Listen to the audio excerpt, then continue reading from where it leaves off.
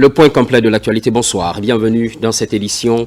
Les titres du journal. La sécurisation des personnes et de leurs biens, la sécurité privée déploie des réformes. Les structures évoluant dans le domaine sont invitées au respect des normes en la matière. Histoire de réguler le secteur, un grand défi. Développement local, en Moyenne-Guinée précisément, télémêlé, les initiatives locales sont de plus en plus croissantes. Des infrastructures sortent de terre, comme c'est le cas à Kawissi. Les populations sont aux anges, vous le verrez tout à l'heure. Programme national de recensement administratif à vocation d'état civil vers le lancement de l'opération d'enrôlement biométrique. 3000 agents recenseurs viennent d'être recrutés dans le cadre du PNRAVEC, dans un premier temps, la zone spéciale de Conakry. Une fois de plus, bonsoir. La sécurisation des personnes et de leurs biens, la sécurité privée, je vous le disais, à l'entame déploie des réformes. Les structures évoluant dans le domaine sont invitées au respect des normes en la matière. Sécuriser certes, mais surtout de réguler le secteur. Un grand défi, les réponses progressivement sont apportées. Abdul Karim Kamara pour plus de précision. Sous le CNRD, à date, le sous-secteur de la sécurité privée connaît des réformes notables. Un travail de régulation depuis un an qui s'est beaucoup appuyé sur la formation. Des sessions par lesquelles tous les acteurs ont compris l'importance de la coproductivité de la sécurité privée auprès de celle publique. Aujourd'hui, moi je pense que ça peut faciliter les choses avec les dirigeants, avec l'État, peut permettre la normalisation vraiment des sociétés privées mises en place. En plus aussi que les agents sur le terrain aussi soient rétablis vraiment dans leurs droits. Ça nous permet de pouvoir maintenir une certaine qualité de service, mais aussi surtout de mettre l'économie au service des humains. Donc nous avons des agents de sécurité que nous entretenons, qui sont avec nous. Il faut qu'on les garantisse aussi une certaine qualité de vie. Dans ce combat, l'ORASPC est aujourd'hui doté de plusieurs outils garantis par des décrets, lois et arrêtés.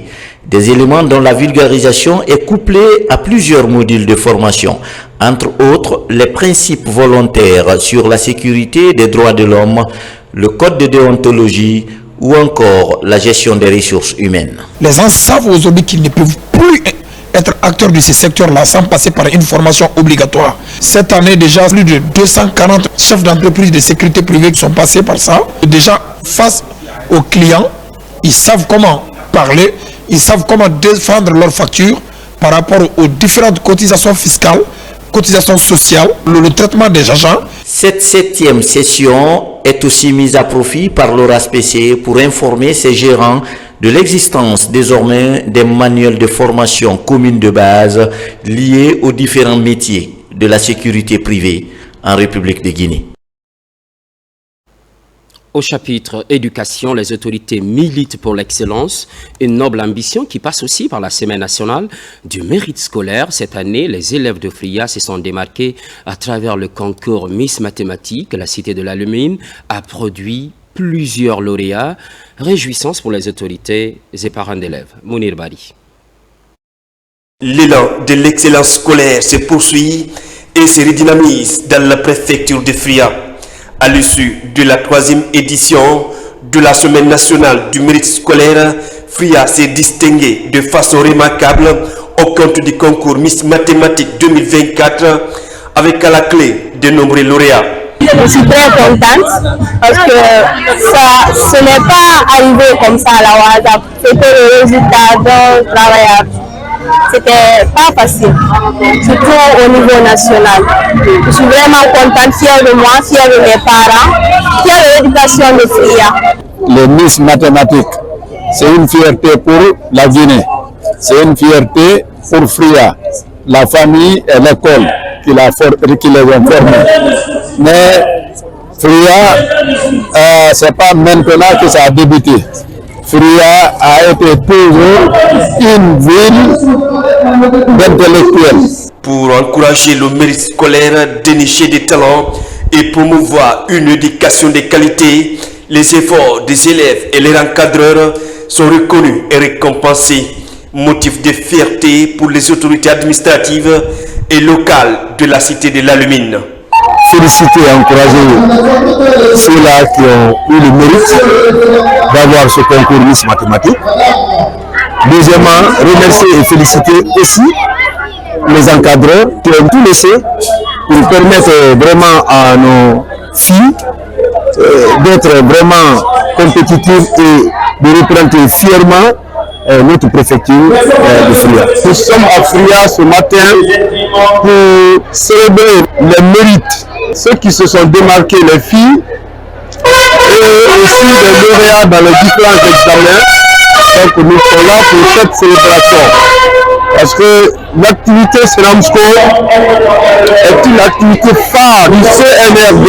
À l'occasion de cette cérémonie de reconnaissance et de récompense du mérite scolaire, les engagements sont pris de part et d'autre pour maintenir le cap de l'excellence. Une occasion mise à profit pour encourager les autorités éducatives et parents d'élèves à mutualiser les efforts pour réussir le pari de l'éducation de qualité dans cette zone minière.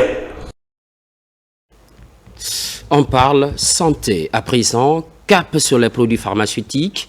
Les efforts s'intensifient pour une meilleure quantification, mais comment réussir cette opération? Une stratégie se met en place, les réflexions ont lieu à Kindia. Yaya Silla. C'est une rencontre des experts de la santé, des partenaires techniques et financiers, des spécialistes de pathologie et des cadres du ministère de la Santé et de l'Hygiène publique qui unissent leurs compétences, expériences et connaissances du terrain pour bâtir un plan d'approvisionnement adapté à la pyramide sanitaire. Cette rencontre de quantification aboutira à un plan d'approvisionnement des 3 prochaines années 2025-2027.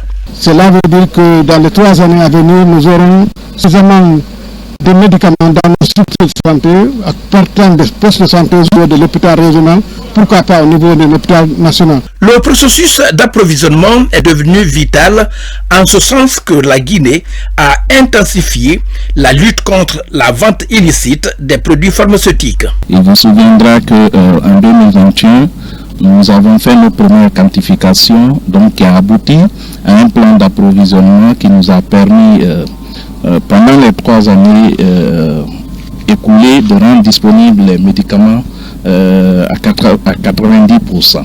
Et donc, au vu du fait que ce plan d'approvisionnement est arrivé à terme, il était important qu'on se retrouve à nouveau pour encore quantifier les produits de santé sur toute l'étendue du territoire national, qui sera assorti d'un plan d'approvisionnement pour les 3 prochaines années et qui va davantage encore renforcer le taux de disponibilité des produits sur toute l'étendue du territoire. Cette rencontre de quantification des produits de santé est organisée en prélude à l'élaboration du budget annuel de la pharmacie centrale de Guinée, qui sera issu du plan opérationnel des 3 prochaines années d'activité.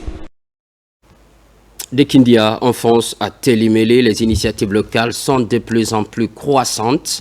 Des infrastructures sortent de terre, comme c'est le cas à Kawissi. Les populations sont aux anges. Alpha Isiagaba. Pose de la première pierre des travaux de construction de 2 infrastructures sociales de base dans les localités de Tanene, Djougourou, dans Kawissi, préfecture de Télémélé.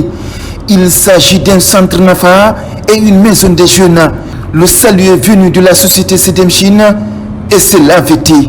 Je remercie la direction de CDM Chine en particulier, avec qui nous collaborons. Au nom de mon patron, Omar Doumbouya, qui ne cesse d'investir pour accompagner la population, la contrée pour le développement communautaire. Nous remercions sans cesse toute la population qui n'aménage aucun effort pour nous accompagner, pour nous faciliter ce travail-là. Dans la même sous-préfecture, cette école vient d'être mise à la disposition des populations de Kabara, relevant de la sous-préfecture de Kawissi. L'établissement vient ainsi faciliter la scolarisation des enfants. Les enfants, c'est l'avenir de ce pays, c'est l'avenir de notre développement. C'est pourquoi nous mettons l'éducation dans notre priorité dans cette raison. C'est ce que le chef de l'État le président de la République, le général d'armée Mamadou Doumbouya, c'est ce qui nous a instruit, nous les administrateurs territoriaux, à savoir le préfet, c'est de venir dans le village, dans les sous-préfectures, dans les coins les plus reculés, pour connaître les problèmes réels de nos citoyens et également venir en aide. La pose de la première pierre de ces deux infrastructures et l'inauguration de cette école primaire à Kawessi s'inscrivent dans l'élan de développement amorcé par les autorités de la transition. À Kansignel, c'est à l'abbé se développe un projet agricole intégrateur, rassembleur, voire même. Ce projet est né de la volonté d'un jeune entrepreneur de lutter contre la faim et le chômage. Malgré cette détermination, les récoltes sont menacées et limitant ainsi le niveau de production. L'espoir reste maintenu. Les appels à l'aide sont lancés. Nabila Moussa Kamara. Au cœur du district de Kansignel, dans la préfecture de l'Abbé, des champs de riz sont aménagés par un fils de la localité qui fait de l'agriculture une solution pour diminuer le taux de chômage dans ce milieu rural où les terres sont propices aux activités agro-pastorales. On n'a pas de moyens, on a travaillé ça avec la main. On coupe la riz là avec ça. Aidez-nous à avoir les machines, avec les financements. Je suis engagé pour faire l'agriculture en Guinée ici avec beaucoup de jeunes. Plus de 152 personnes de jeunes. Ils ont derrière moi pour cultiver de riz. Avec l'usage de moyens traditionnels pour faire une production suffisante dans ces champs, Thierno Mamadou Saliou Diallo, entrepreneur agricole, a sollicité l'aide de plusieurs citoyens. On a une association de 152 personnes. Cette fois-ci, on a mis 200 hectares de riz. L'année prochaine, Inch'Allah, on se prépare pour 2000 hectares. On demande l'aide du gouvernement et avec tous les membres du gouvernement, ministre de l'Agriculture, vraiment aidez-moi, besoin d'aide du gouvernement. L'ambition de ce promoteur rural est de lutter contre la faim et le manque d'emploi des jeunes qui favorise plusieurs mouvements migratoires. Avec l'assistance des personnes de bonne volonté et de l'État guinéen à travers le ministère de l'Agriculture et de l'Élevage, cet amoureux de l'agriculture souhaite cultiver davantage en vue d'apporter sa contribution au développement dans les zones rurales où les travaux champêtres sont réalisés dans des conditions rudimentaires. À Tougué, comme dans d'autres préfectures de la Moyenne-Guinée, la pauvreté se fait sentir. On pointe du doigt l'exode rural massif de la jeunesse. Avec l'appui des services techniques de l'État, la coopérative Fouta Agrifarm se lance dans l'agriculture. C'est certainement la baguette magique, l'initiative est menée par un groupe de jeunes. Sarafdine Diallo, Alpha Isiagaba. Tougué, à l'instar des autres préfectures de la Moyenne-Guinée, est frappé par un exode rural massif de sa jeunesse. Un phénomène dont les conséquences affectent la productivité locale, ce qui entraîne également une pauvreté accrue dans les communautés. Face à ce défi, un groupe de jeunes réunis au sein d'une coopérative agro-pastorale dénommée Fouta Agrifarm se lance dans les activités agricoles. On a collaboré avec les communautés pour mettre en valeur ces grands périmètres qui étaient là depuis des années, non mis en valeur. Et la coopérative, sur fonds propres, a fait des investissements et a sollicité les services techniques pour avoir les matériels nécessaires pour faire le labour et faire les hersages. Et on a cherché les semences auprès de l'État, mais le complément, nous-mêmes, les membres, on a pu l'acheter. Au début, on les a appuyés en termes de semences, notamment le riz. Et ensuite, on a mis à leur disposition les conseils agricoles. Et moi, en tant que directeur, j'ai assuré le suivi périodique sur le terrain.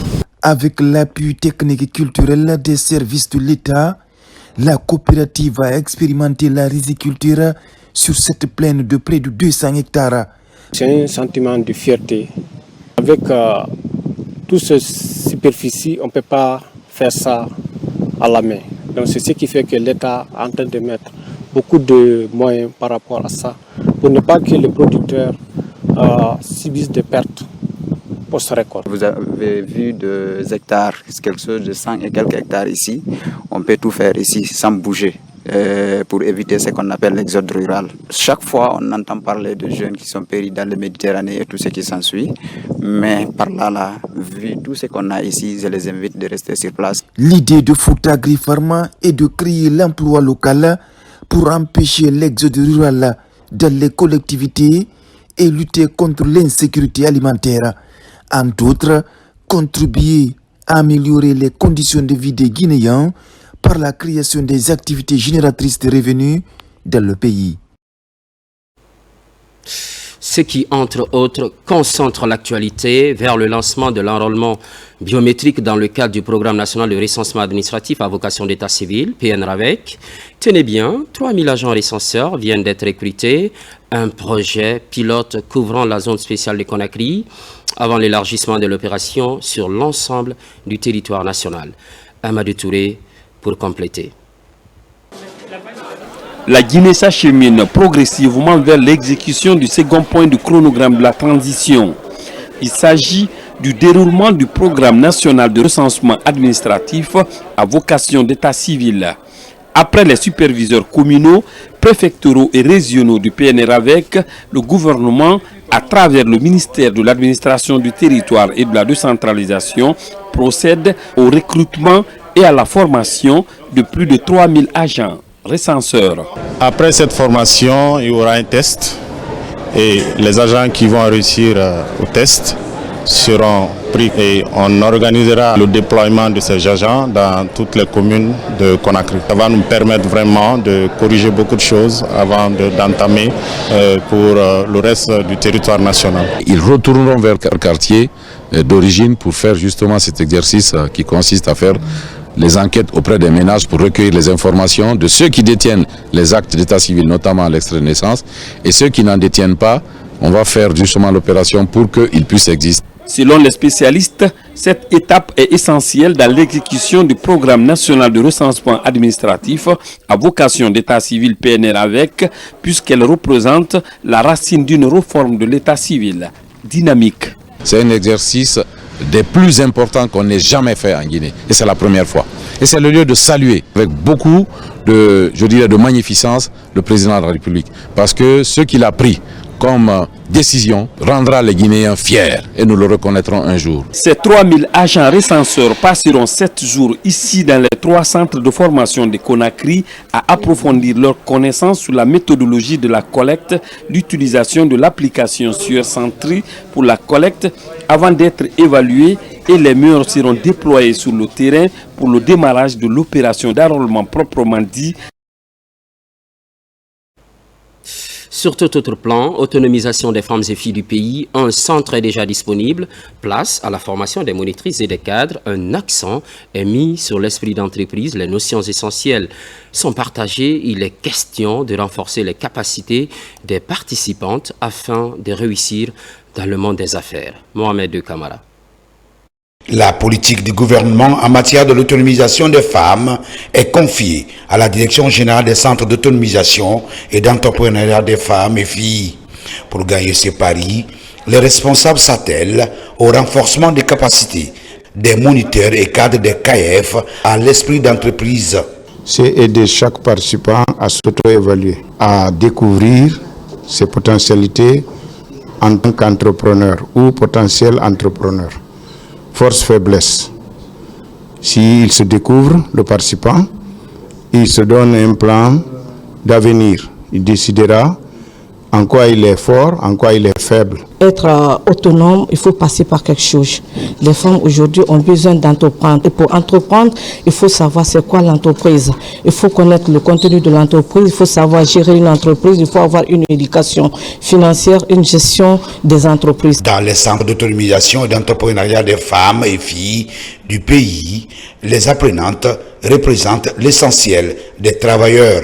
On s'attend à accumuler beaucoup plus d'expérience pour pouvoir restituer la formation que nous avons suivie ici dans les différents centres et aussi avec les autres jeunes filles. Au lendemain de la fin de la 13e édition du FIED qui vient de se tenir à Conakry, l'une des recommandations de ces assises, c'est la promotion de l'entrepreneuriat féminin, une voie d'or empruntée aujourd'hui par les autorités du pays. Et puis, cette opération coup de balai, ça se passe à Bessia, récemment érigée en commune urbaine, une mobilisation des jeunes pour assurer la salubrité. Alassane Tambaya Conté. Dans la commune urbaine de Bessia, les jeunes se donnent la main. Résultat, plusieurs quartiers de la circonscription sont assainis. À l'origine de cette action citoyenne, les associations des jeunes de Bessia pour le développement AJGPD. Notre association, vraiment, chaque dimanche, nous sommes pour aider, pour faire l'assainissement de notre quartier ici, la cité 1. Donc, ceux qui vont nous aider de faire la propriété de ça, il faut qu'ils arrêtent de mettre les ordures dans les caniveaux. Vraiment, à Bessia, c'est l'unité, la sécurité est maintenue. Parce que la jeunesse vraiment accompagne le quartier Bessia. C'est pourquoi je ne manquerai pas d'abord à féliciter la jeunesse de Bessia. Ce que moi j'ai à dire à tout le peuple de la Guinée, nous allons se mobiliser en tant que jeunes, pour se lever, donner la main, et soutenir le général, pour qu'il puisse avoir la paix et la cohésion sociale. La campagne est une grandeur nature.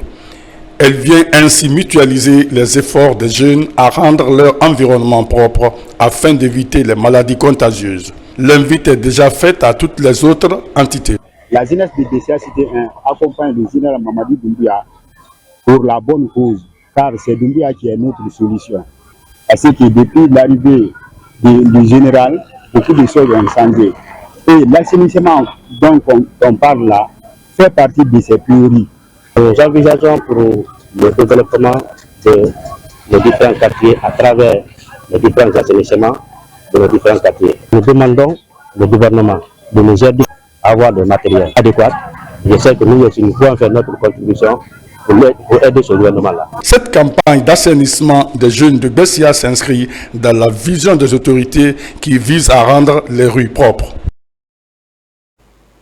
L'actualité revient dans 4 heures. Merci d'être au rendez-vous de la Guinée, notre paradis, terre de richesse et d'innovation, constante fidélité. À toutes, à très vite.